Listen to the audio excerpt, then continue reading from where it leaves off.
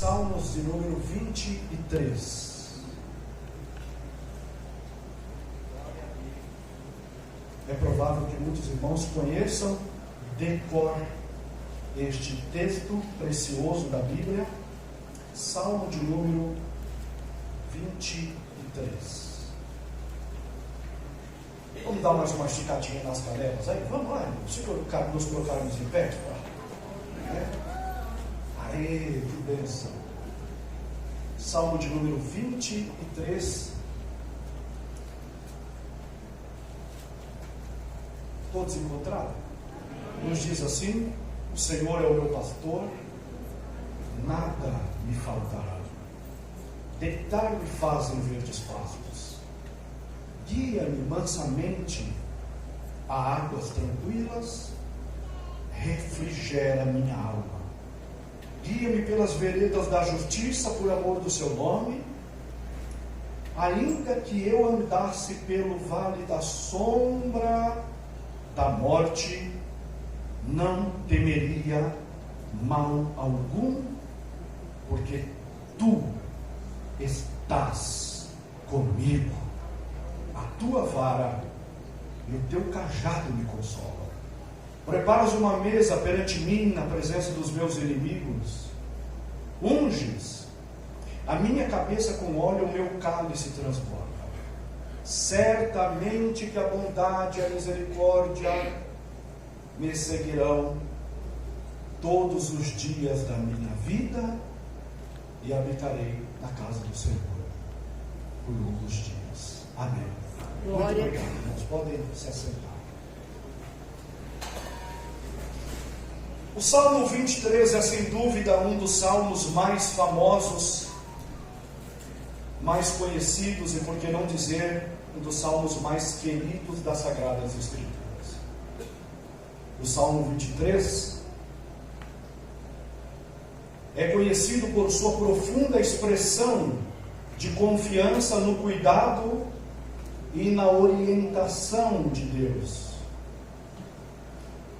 O salmista, usando esta poderosa analogia de Deus como sendo nosso pastor. Salmo 23, todos os irmãos sabem, ele é narrado, ele é escrito, e a composição deste lindo salmo vem do rei. Qual rei, irmãos? Davi. Rei Davi. Não é um rei que de pastor, o homem que de pastor tornou-se rei. Ele fez o papel inverso, ou num contraponto ao próprio Senhor Jesus, que de rei veio ser pastor. Davi, ele de pastor foi rei. É muito interessante a trajetória de Davi, especialmente neste quesito, onde ele sabe profundamente lidar com essa questão. A questão de ser pastoreado, a questão de ser dirigido, a questão de ter um pastor. Davi sabia, porque o ofício de Davi, quando Samuel foi ungir um rei na casa do seu pai Jessé, e os filhos foram passando e Deus não aprovava nenhum daqueles, até que ele disse: há mais algum? E Jessé então diz: tem um que está pastoreando as minhas ovelhas. Então Davi conhece do ofício pastoral. E é interessante, irmãos, essa trajetória de Davi, que começou como pastor e acabou como, por que não dizer, o maior rei de Israel. Eu considero a vida de Davi um exemplo.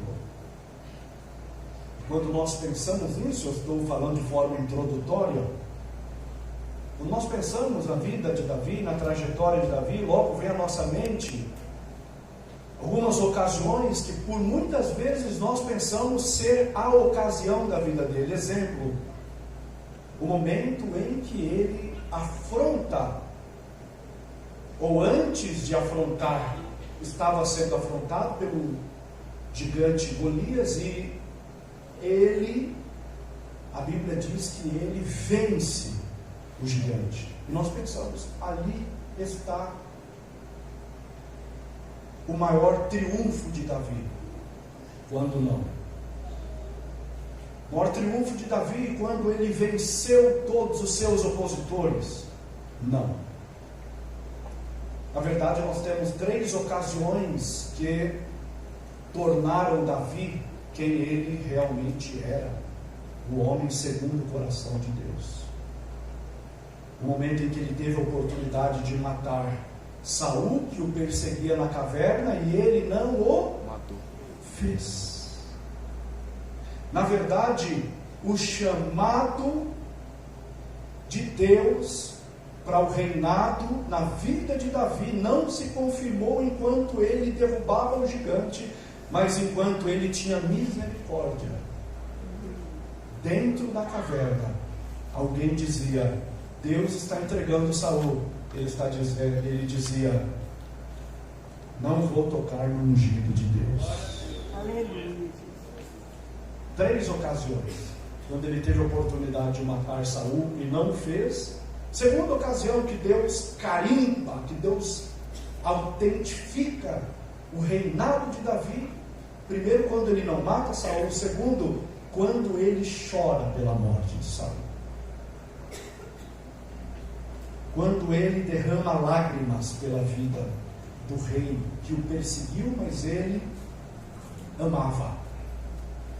E terceiro, quando ele lembrou-se da aliança que ele tinha com Jonatas, filho de Saul, e chamou, dizendo: haveria alguém da casa de Saul para que eu usasse de bondade? E havia um Mefibosete, aleijado de ambos os pés, que estava em Lodebar, e ele trouxe e colocou assentado na sua mesa. Honra e lealdade, respeito, submissão. Então Davi não foi o rei que não tornou-se o rei que tornou-se por conta das suas investidas no campo de guerra, mas pelo coração segundo o coração de Deus, de respeito, de honra e de lealdade. Quem glorifica a Deus pela vida de Davi, por isso. Glória a Deus, aleluia. Este é o segredo. Nós queremos ser abençoados, nós precisamos honrar, respeitar, apoiar, ajudar, servir, honrar com aliança. Este foi o segredo de Davi, mesmo fazendo o que fez, e os irmãos sabem, não é? Mas Davi foi tido como homem segundo o coração de Deus. Eu gosto do Salmo 78, versículo de número 72, a Bíblia diz acerca de Davi: e ele os apacentou segundo a sua integridade, e os guiou com a perícia das suas mãos. Ou seja, Davi sabia que a ovelha não é independente, ela precisa do pastor para sobreviver. Glória a Deus. O segredo de Davi, e quando olhamos para o Salmo 23, nós compreendemos melhor ainda, era o coração de ovelha e não de pastor. Ele pastoreou, mas ele pastoreou com o coração de ovelha. Muito interessante isso, irmãos, porque isso fala de serviço, isso fala de humildade, isso fala de mão sobre a nossa cabeça, isso fala de respeito àqueles que Deus coloca no nosso caminho.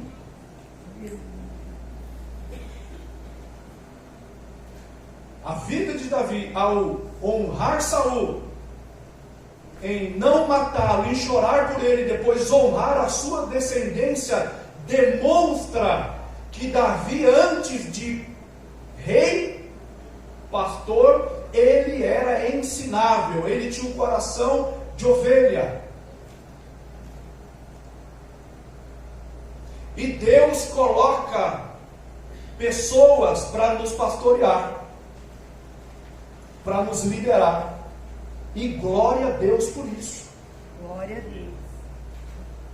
E Davi então escreve mais como ovelha do que como pastor que havia sido. Porque melhor é servir do que ser servido. Agora vamos entender a perspectiva. Quando ele, na perspectiva de ovelha, entende que sobre ele havia um pastoreio, sobre ele havia uma mão. Neste caso, o Salmo 23 revela quem é este pastor e de quem é esta mão. A Bíblia diz, o salmista revela dizendo: o Senhor é o meu pastor e nada me faltará. Glória a Deus. Muito interessante isso, irmãos. Nós temos hoje de 7 a 9 bilhões de pessoas que permeiam o planeta Terra.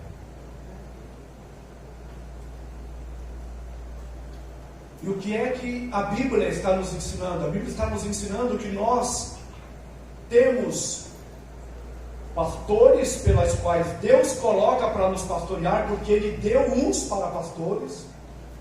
Nós temos mãos sobre a nossa cabeça, mas sobretudo, nós somos pastoreados, e pastor também é pastoreado. Quem é o pastor do pastor? Aqueles que Deus coloca sobre a vida dele, e Deus se dispõe a pastorear o coração do pastor.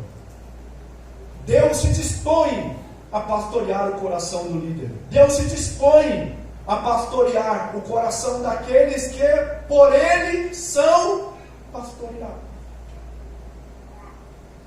E neste mundo tecnológico, pós-moderno, de 7 a 9 bilhões de pessoas, nós podemos contar com o nosso bom pastor.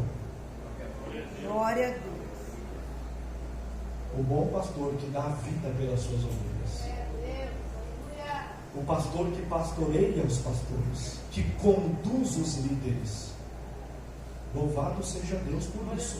Aleluia. Porque não só coletivamente, mas o Senhor se dispõe a individualmente pastorear o meu e o seu coração. É isso que o salmista está dizendo. Quando ele diz, o Senhor é o meu pastor, ele está dizendo, individualmente Ele cuida de mim.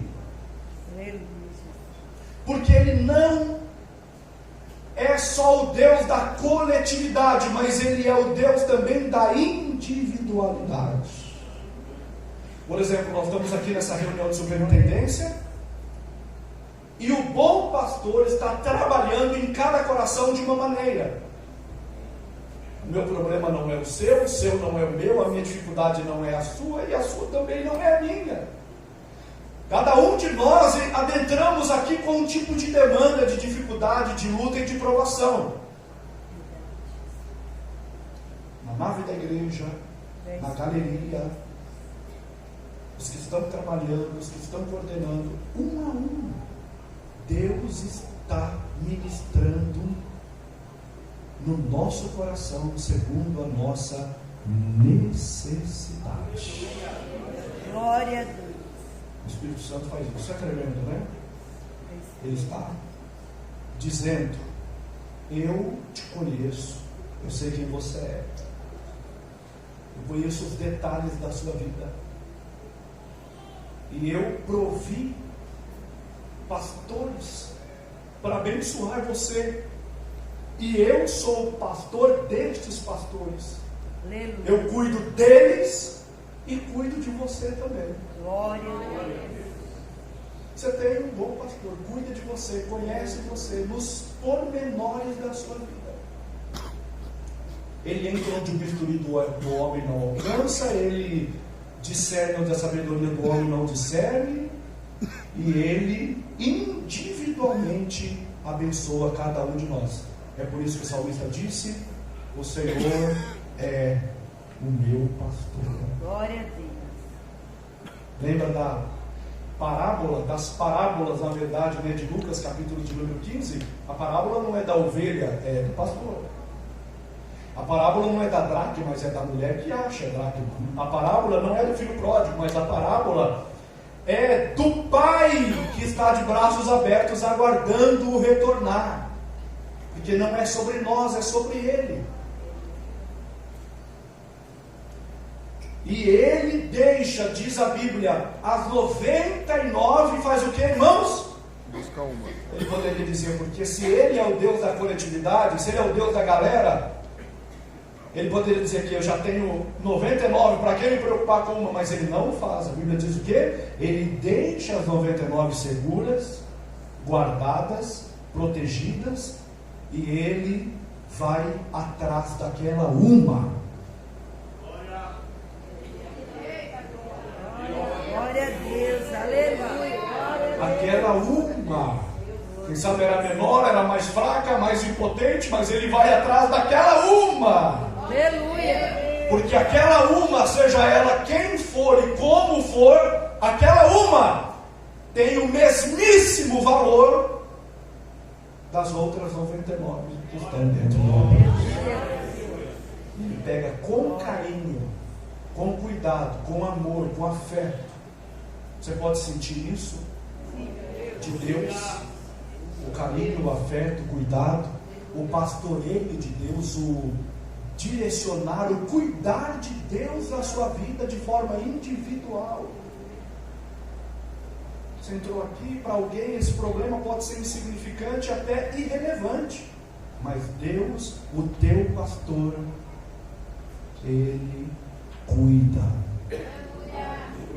ele se preocupa, ele pastoreia o meu e o seu coração. Glória a Deus. O bom pastor está aqui nesta noite. Aleluia, meu Deus. Ele conhece as nossas necessidades. Glória a Deus.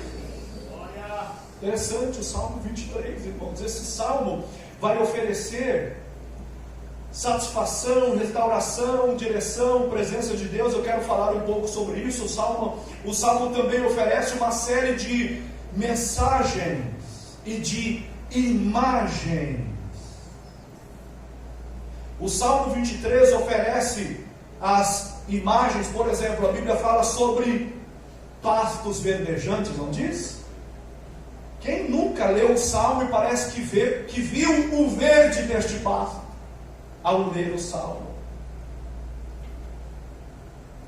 Quando nós lemos deitar-me fazem verdes pastos, parece que a gente vê a grama.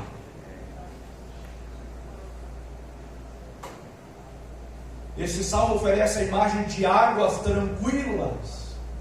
Quando a gente lê este salmo, parece que a gente ouve o barulho da corrente d'água passando próximo de nós, porque ele é a água purificadora. Ele é a água que mata a nossa sede. Águas tranquilas. Quem nunca leu o salmo e não viu, e não ouviu?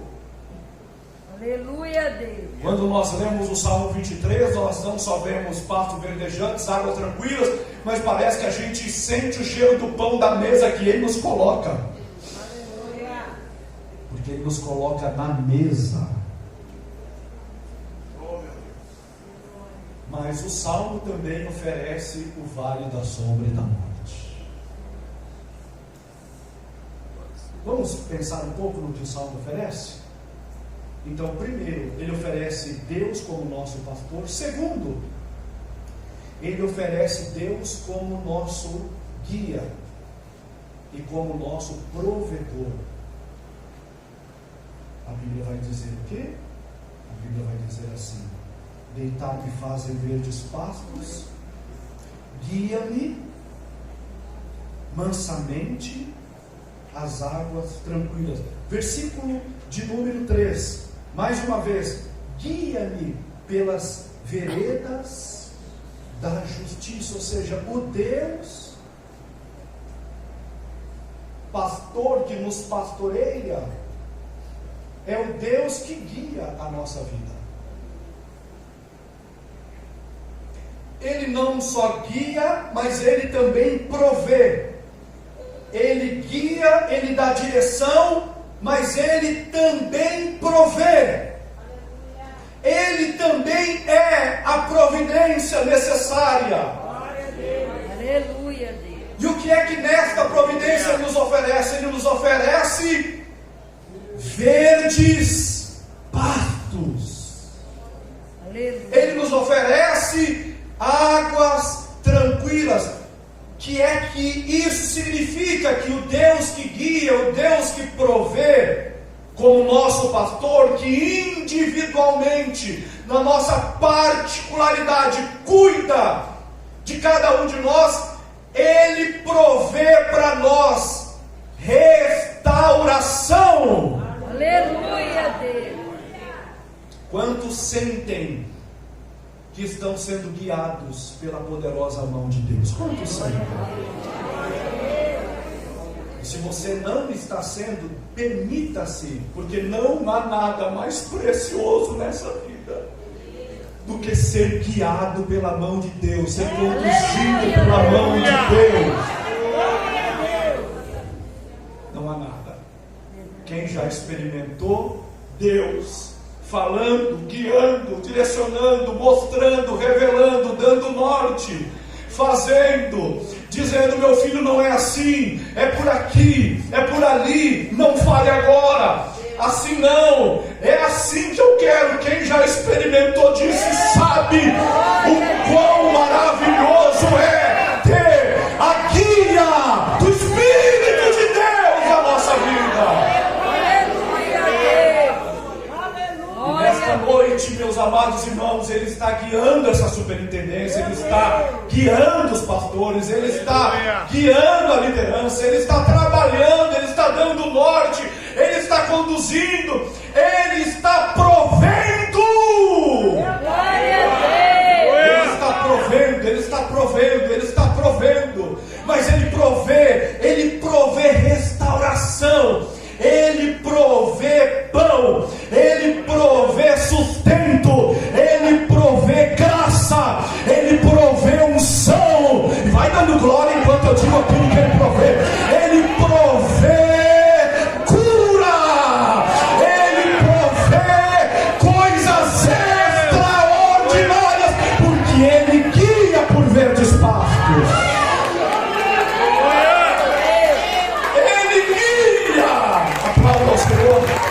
Glorifique ao Senhor, exalte o Senhor. Aleluia. Sinta Ele guiando a tua vida, sinta Ele direcionando o teu ser. Aleluia, Deus. Aleluia, glória a Deus. O diabo quer confundir, mas Deus nesta noite quebra o arco e corta a lança. Glória a Deus. Porque Deus está guiando.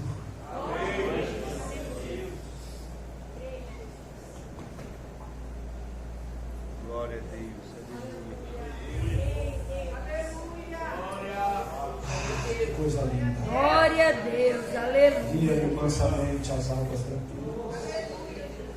Ele provê direção, Ele provê restauração, Ele provê satisfação.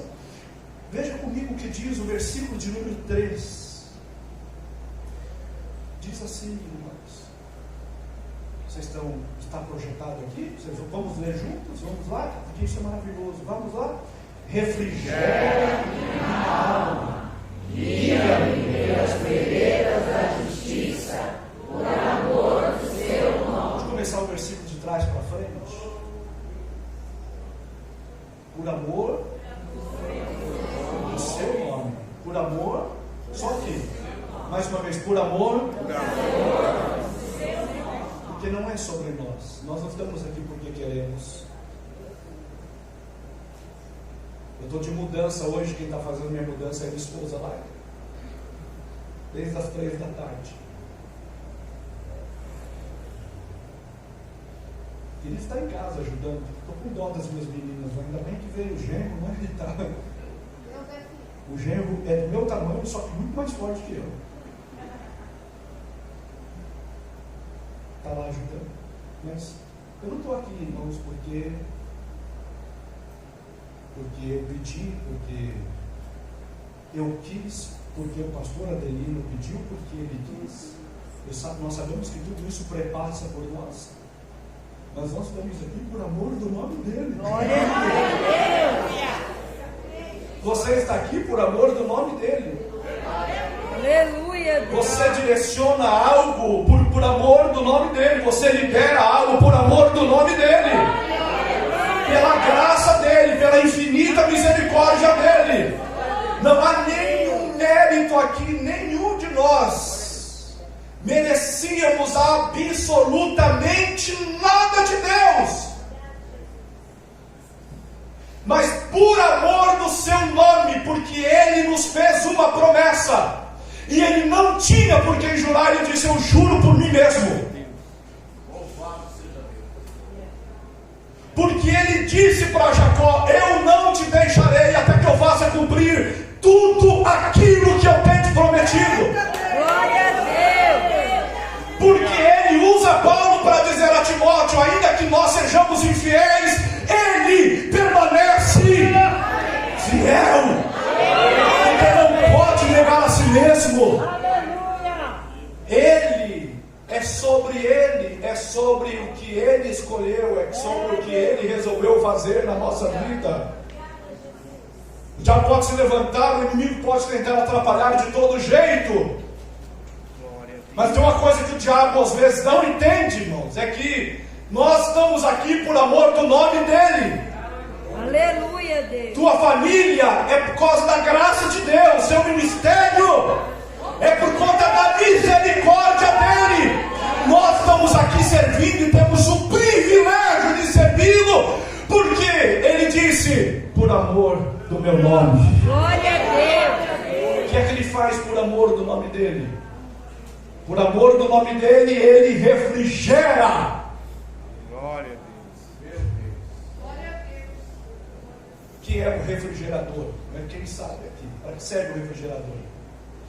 O refrigerador é um mecanismo existente para refrigerar, ou seja, para resfriar, para esfriar um outro.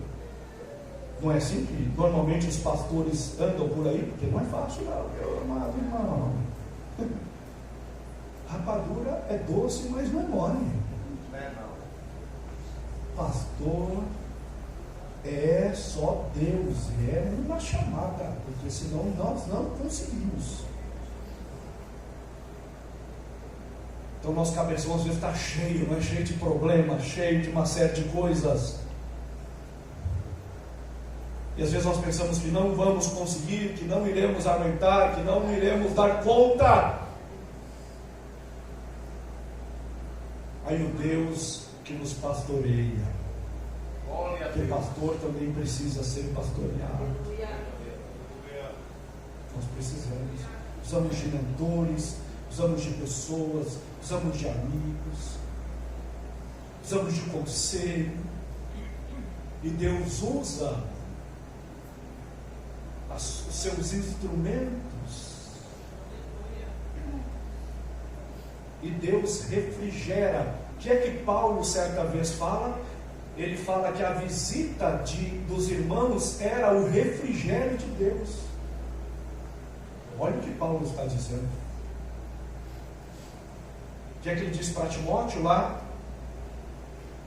Pronto para morrer por amor do Evangelho. O que é que ele diz? Ele diz: Timóteo, venha depressa.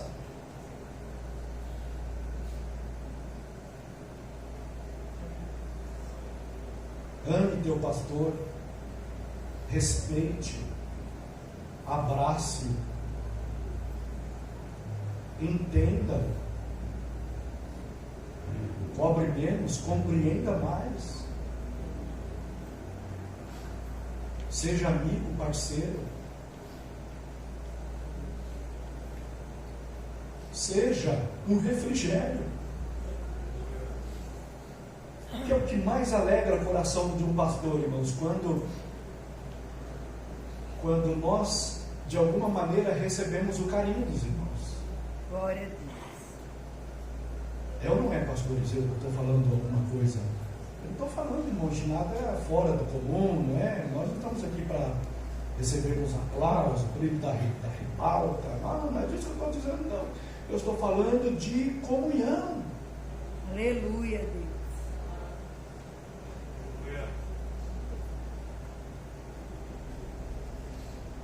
Eu falo com temor e tremor, irmãos. Eu estou sentindo a presença do Espírito de Deus. Aleluia, Deus. Nós estamos precisando, muitas vezes, sabe o que nós precisamos? Não é de Rivotril, não é de diazepam, não é de fluoxetina. Tem coisas que fazem parte, e por necessidades fisiológicas nós precisamos, mas muito mais do que isso. Nós precisamos do refrigério de Deus.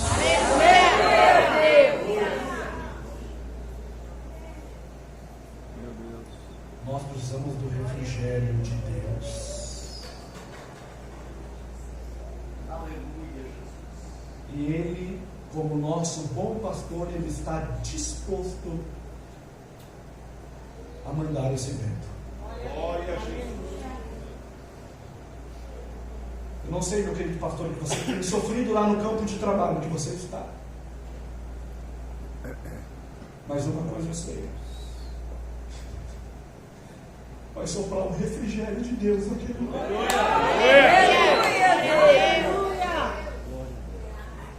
Vai soprar um vento de refrigério na tua alma.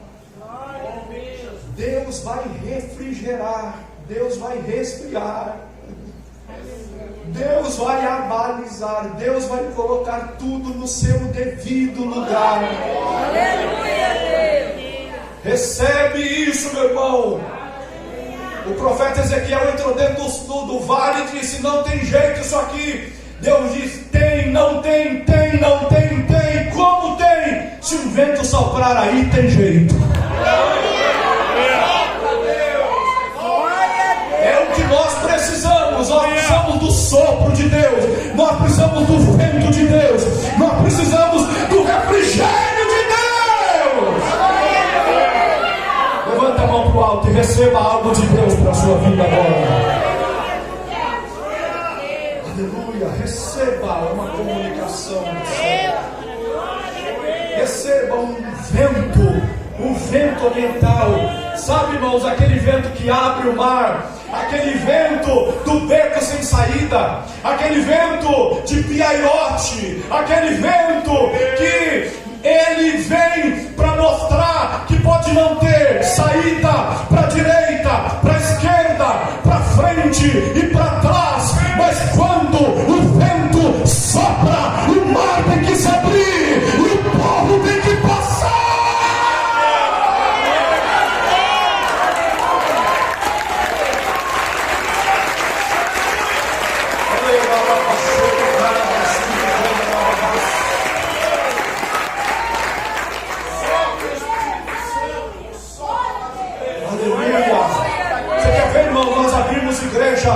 E abrimos igrejas, e plantarmos, é o vento do Espírito soprar na nossa vida. Aleluia. Reaviva, Senhor, reaviva. Quantos concordam com isso? Reaviva, Senhor, reaviva. Sopra sobre o teu jardim. Sopra sobre o teu jardim, Senhor. Refrigera, tira toda a preocupação, toda a angústia, toda a depressão, toda a supressão, toda a artimanha do diabo. Cai por terra nesta noite.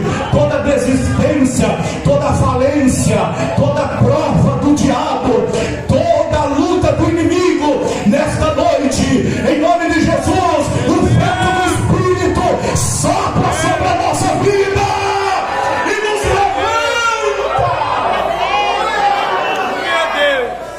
Direção, satisfação, restauração. Deus está restaurando minha alma nesta noite, meu coração. Quantos mais o Senhor está restaurando?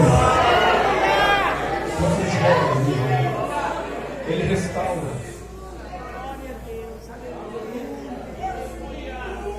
Aleluia, Deus.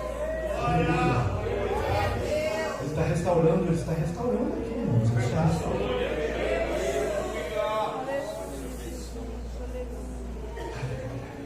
Direção, satisfação, restauração. Versículo de número 4, vamos continuar. Isso aqui é tremendo. Ainda, vamos ler? Que eu andasse pelo vale da sombra da morte, não temeria mal algum, porque tu estás comigo, a tua vara e teu cajado me consolam. Eita, Deus fiel. Primeiro, o salmista fala: ainda que eu andasse pelo vale da sombra da morte.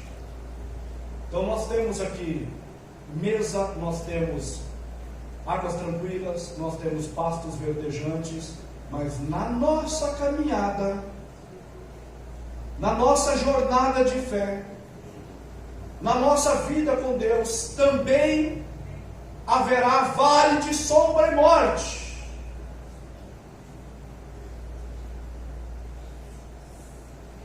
Que é isso?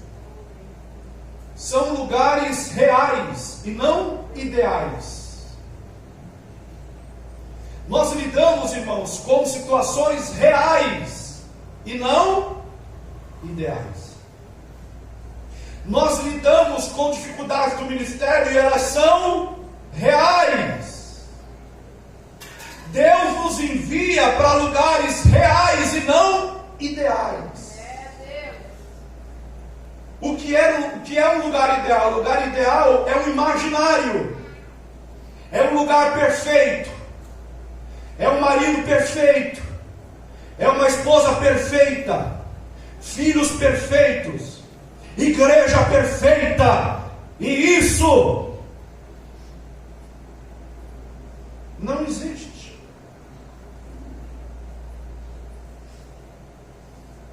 E quando a gente se depara com a realidade do Evangelho, porque o Evangelho é luta e aflição, e ministério muito mais ainda. E quando nós nos deparamos com as realidades do ministério, muitos dizem: Senhor, se eu soubesse que ia ser assim, eu não teria aceito. É muito difícil. Ministério é desafio, é renúncia, é joelho no chão. Aleluia, Deus. Ministério é engolir sapo. Ministério é desafios. E às vezes não só o sapo, mas tem que engolir o brejo todo.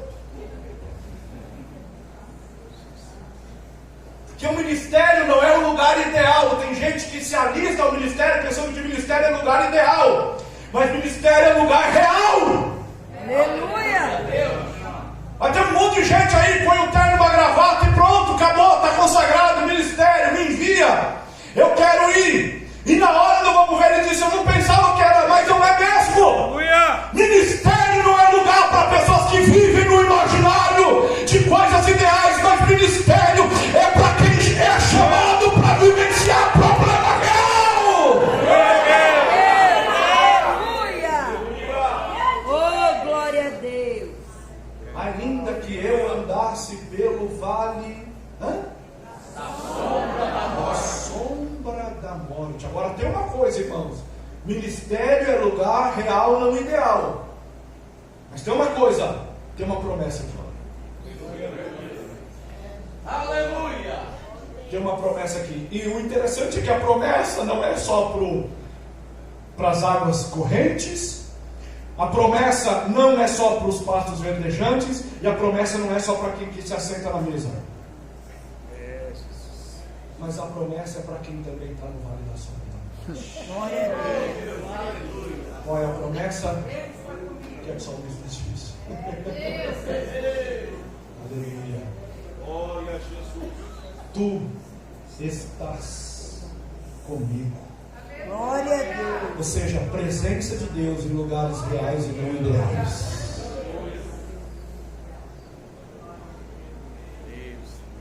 Glorifica o Senhor. É muito forte isso, né, irmãos? Tu estás comigo. Jeremias 1,19.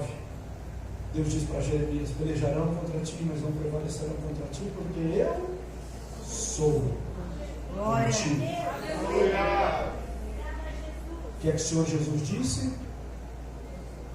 E de fazer discípulos, ensinando-os a guardar tudo aquilo que eu vos tenho ordenado, batizando-os em nome do Pai, do Filho e do Espírito Santo. Mateus 28. E eu estarei contigo. Estarei convosco todos. Alguns dias, pastor? Todos. Somos alegres. Conta bancária gorda. Porque tem momento na nossa vida, irmão, que a gente falta pegar o anjo com a mão, né? Tem momento que é uma bênção. As coisas fluem, acontecem.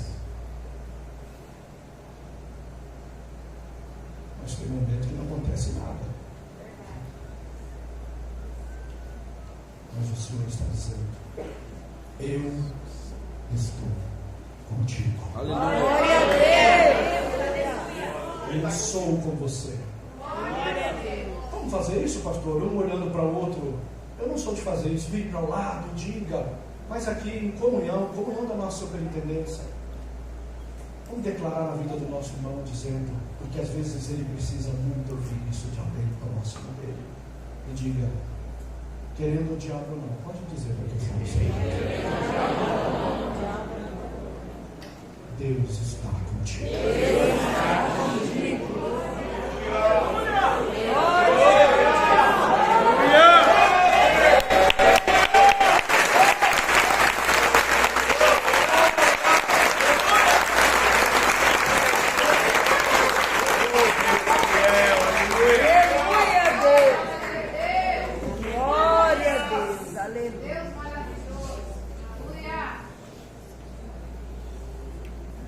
Versículo de número 23, capítulo 23, melhor dizendo, número 23, verso número 5. Aí ele vai dizer assim: preparas uma mesa perante mim na presença dos meus adversários. Unges a minha cabeça com óleo. Nós ouvimos o pastor Orlando Silva pregando isso, nosso pastor de honra, pregando na nossa convenção, no culto de terça-feira à noite, no encerramento, lá em Águas de Lindóia. E ele falava de Eclesiastes 9:8, ele falou o texto bíblico em todo o tempo. Ele fez um comparativo com Eclesiastes 3, que há tempo para todas as coisas, mas tem uma coisa que nós não podemos permitir que haja um tempo específico, é isso. Em todo tempo sejam alvas as tuas vestes. E nunca falte o óleo sobre a sua cabeça. Porque a mesa em si fala de um lugar que Deus já tem reservado para nós. Aleluia.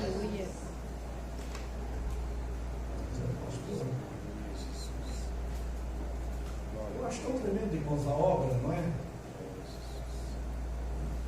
Como a obra funciona, como a obra acontece. Os irmãos lembram daquela passagem de Atos dos Apóstolos, quando Lucas está falando que Paulo foi prolixo? Ou seja, Paulo ele pregou, né, irmãos? Na hora que ele tem que fazer com o pastor, ele não fez aqui, mas abriu o texto e decorrer. E um jovem Eutico caiu da janela. E a Bíblia diz que Paulo parou o culto, desceu, orou pelo Eutico, que recobrou a vida. E a Bíblia diz que eles subiram de novo para o terceiro andar onde estavam, e o culto continua até de manhã. Eita glória! Aleluia, glória a Deus. E a Bíblia diz assim, que ao voltar Eutico, Veja que não houve alegria porque Eutico ressuscitou, porque às vezes nós estamos mais preocupados com os milagres externos do que com os milagres internos. Não houve efusão da igreja ao ver Eutico ressuscitar. A Bíblia vai muito mais além.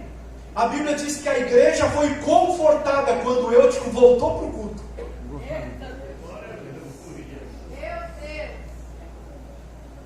Aí a igreja foi confortada e nós conhecemos a história.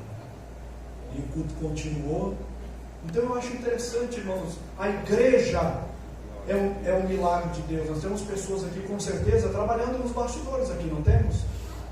Esse é o milagre. Trabalhando com alegria, com disposição e voluntariamente. Aleluia, Deus. É esse mecanismo. A Bíblia diz que Eutico entra, a igreja é confortada e ele parte o pão com os irmãos e o culto vai até de manhã. Então é esse o mistério da igreja. Você veio de longe, às vezes cansado. Quem trabalhou hoje? O dia todo praticamente. Olha aí, vamos aplaudir Jesus pela vida desses irmãos. Mas não é assim, irmãos, uma pessoa trabalhou, às vezes você correu e tomou banho de gato. Sabe que é banho de gato, né, irmão? Porque você precisava vir pegar o carro, o avão, e está aqui. Glória a Deus. Irmãs, serve lá na mini braque, culto acontecendo, fogo descendo e elas lá com amor ensinando para as crianças. Deus abençoe vocês. Os irmãos músicos, não, esses são provação. Não, brincadeira, irmão.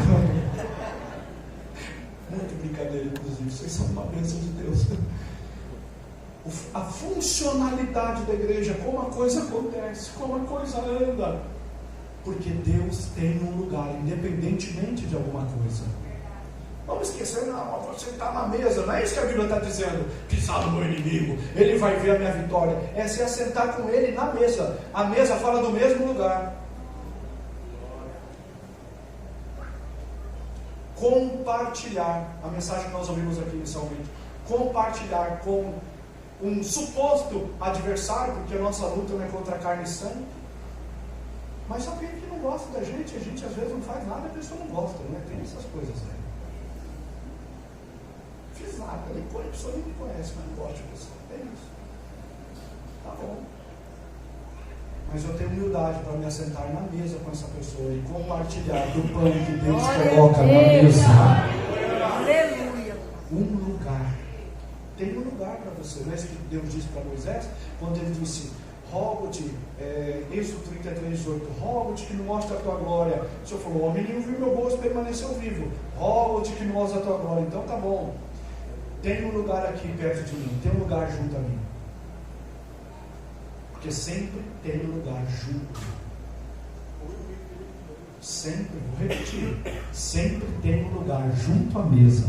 Louvado seja Deus. Você quer servir, você quer fazer a obra de Deus? Glória a Deus por sua vida. Arregace as manguinhas e faça, porque sempre tem um lugar na mesa. Aleluia. Só não tem para quem não tem humildade de se assentar no mesmo lugar. Já é interessante isso, irmãos, que a mesa, ela daqui para cima todo mundo é igual. Porque mesa é lugar de ser igual. Fiquei assim, irmãos, é isso que não espanta mais a gente, né? Mas o pastor Luiz, presidente da convenção e do conselho, lá na fila, irmãos, eu fiquei assim, falei: não, isso não furou fila, todo mundo: pastor Luiz, vai lá, o senhor estava no altar ministrando, o senhor estava abençoando a nossa vida, é cansativo, as preocupações, imagine, irmãos, uma convenção dessa, quanto de oração, de preocupação, de coisas que envolvem. Ele na fila, ele não quis entrar na frente, porque ele ficou no último lugar da fila, e depois sentou para comer, normal, com todo mundo que ali estava. Glória a Deus. E às vezes a gente cresce um pouquinho, fica metido a besta. Já começa a pisar nos outros. Dá um pouquinho de poder já. Oh, não, me respeita. Se assenta na mesa, meu irmão. Se assenta na mesa, minha irmã. Ninguém é mais do que ninguém na mesa. Na mesa a gente se assenta e reparte das providências que o Senhor nosso Deus coloca na nossa mão para repartir. Aleluia. Glorifique, levante a mão, por favor. Glorifique ao Senhor Jesus por essa palavra. Tem lugar para você na mesa. E agora, para encerrarmos, irmãos, eu só penso, eu estou correndo um pouquinho aqui, estou pensando algumas coisas.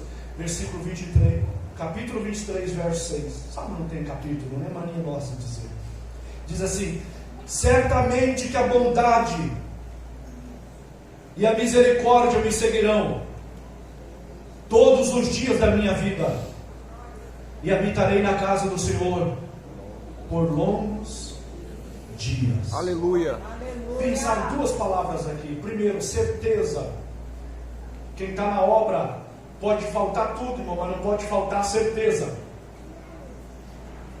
Ele não disse indubitavelmente. Que é isso? Ele não disse eu falo isso com dúvidas, não. Ele fala certamente. O diabo só vai respeitar, as afrontas só irão respeitar a nossa vida quando nós nos posicionarmos diante de Deus acerca daquilo que o Senhor colocou na nossa mão e nós dissermos certamente.